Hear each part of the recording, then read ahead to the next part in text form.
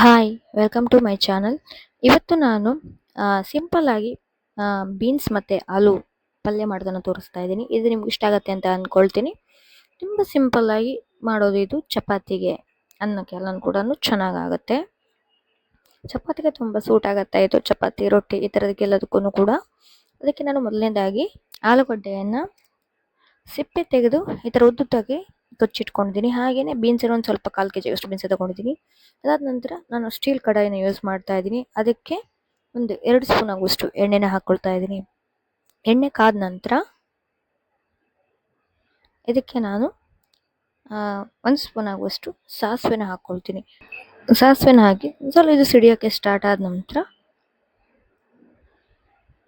ಇದಕ್ಕೆ ನಾನು 1 ಸ್ಪೂನ್ ಆಗುವಷ್ಟು ಜೀರಿಗೆನ ಹಾಕ್ಕೊಳ್ತಾ ಇದ್ದೀನಿ. ಇದಕ್ಕೆ ನಾನು ಈರುಳ್ಳಿ ಅಥವಾ ಬೆಳ್ಳುಳ್ಳಿ ಯಾವುದನ್ನು ಯೂಸ್ ಮಾಡ್ತಾ ಇಲ್ಲ. ನೀವು ಬೇಕು ಅಂದರೆ ಈಗ ನೆಕ್ಸ್ಟ್ ನನಗೆ ಈರುಳ್ಳಿ ಬೆಳ್ಳುಳ್ಳಿನ ಹಾಕ್ಕೊಳ್ಬೋದು. ಆಮೇಲೆ ಸ್ವಲ್ಪ ಹಿಂಗನ್ನು ಹಾಕ್ಕೊಳ್ತಾ, ಈರುಳ್ಳಿ ಬೆಳ್ಳುಳ್ಳಿ ಬದಲಿಗೆ ಹಿಂಗನ್ನು ಹಾಕ್ಕೊಳ್ತಾ ಇದ್ದೀನಿ. ಅದಾದ ನಂತರ ಈಗ ನಾನು ಹೆಚ್ಚಿಟ್ಕೊಂಡಿರುವಂಥ ಆಲೂವನ್ನು ಹಾಕಿ ಫಸ್ಟು ಫ್ರೈ ಮಾಡ್ಕೊಳ್ತೀನಿ.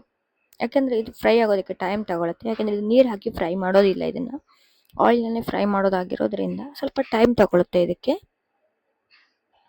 ಹಾಗಾಗಿ ಫಸ್ಟ್ ಇದನ್ನು ಆಯಿಲ್ನಲ್ಲಿ ಹಾಕಿ 1-2 ನಿಮಿಷ ಫಸ್ಟ್ ಇದನ್ನು ಚೆನ್ನಾಗಿ ಫ್ರೈ ಮಾಡ್ಕೊಳ್ತೀನಿ. ಸ್ವಲ್ಪ ಉಪ್ಪನ್ನು ಹಾಕ್ಕೊಳ್ತಾ ಇದ್ದೇನೆ ರುಚಿಗೆ ತಕ್ಕಷ್ಟು. ಫಸ್ಟ್ ಹಾಕಿ ಇದನ್ನು ಚೆನ್ನಾಗಿ ನಾನು ಮಿಕ್ಸ್ ಮಾಡ್ಕೊಳ್ತೀನಿ. ಇದನ್ನು ಚೆನ್ನಾಗಿ ಮಿಕ್ಸ್ ಮಾಡ್ಕೊಂಡು ಆದ ನಂತರ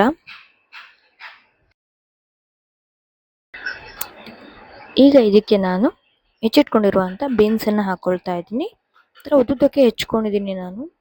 ಅದನ್ನು ಕೂಡ ಹಾಕಿ ಚೆನ್ನಾಗಿ ಮಿಕ್ಸ್ ಮಾಡ್ಕೊಳ್ತೀನಿ.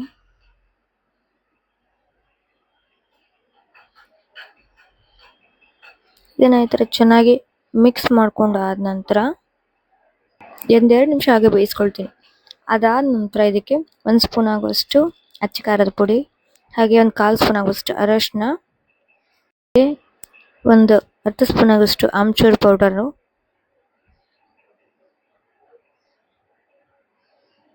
ಹಾಗೆ 1 ಸ್ಪೂನ್ ಆಗುವಷ್ಟು ಧನಿಯಾ ಪೌಡರು ಇವೆಲ್ಲನ ಹಾಕಿ ಚೆನ್ನಾಗಿ ಮಿಕ್ಸ್ ಮಾಡ್ಕೊಳ್ತೀನಿ.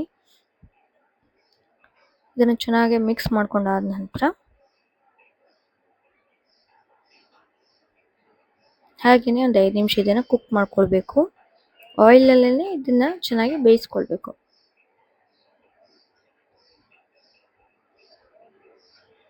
ಆಲೂಗಡ್ಡೆ ಸಾಫ್ಟ್ ಆಗುತ್ತೆ ಅಂತ ಅನ್ಕೊಳ್ಳೋದನ್ನ ಚೆನ್ನಾಗಿ ಮಿಕ್ಸ್ ಮಾಡ್ಕೊಳ್ಬೇಕು. ಹಾಗೆಯೇ ಒಂದು ಅರ್ಧ ಸ್ಪೂನ್ ಆಗುವಷ್ಟು ಗರಂ ಮಸಾಲೆ ಪೌಡರ್ನ ಹಾಕ್ಕೊಳ್ತಾ ಇದ್ದೀನಿ. ಸ್ವಲ್ಪ ಮತ್ತೆ ಉಪ್ಪನ್ನು ಹಾಕ್ಕೊಂಡು ಚೆನ್ನಾಗಿ ಮಿಕ್ಸ್ ಮಾಡಿಕೊಂಡು ಒಂದು 5 ನಿಮಿಷ ಇದನ್ನು ಲೋ ಫ್ಲೇಮಲ್ಲಿ ಇಟ್ಟೇ ಫ್ರೈ ಮಾಡ್ಕೊಳ್ತೀನಿ. ನಾನು ರೀಸೆಂಟ್ಲಿ ಯಾವ ವೀಡಿಯೋಸ್ನ ಹಾಕೋಕ್ಕೆ ಆಗಲಿಲ್ಲ, ಹಾಗಾಗಿ ಇದು ತುಂಬ ದಿನದ ಮೇಲೆ ನಾನು ಈ ವಿಡಿಯೋಸ್ನ ಹಾಕ್ತಾ ಇದ್ದೀನಿ. ನೀವು ಇಷ್ಟಪಟ್ಟು ನೋಡ್ತೀರಾ ಅಂತ ಅಂದ್ಕೊಳ್ತೀನಿ.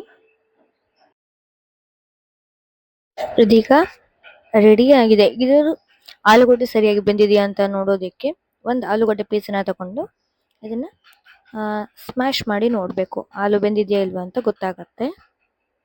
ನೋಡಿ ಈ ಥರ ಮಾಡಿದಾಗ ನೋಡಿ ಇದ್ರೊಳಗಡೆ ಹೋಗಿದೆ ಅಂದರೆ ಆಲೂ ಬೆಂದಿದೆ ಅಂತ ಅರ್ಥ.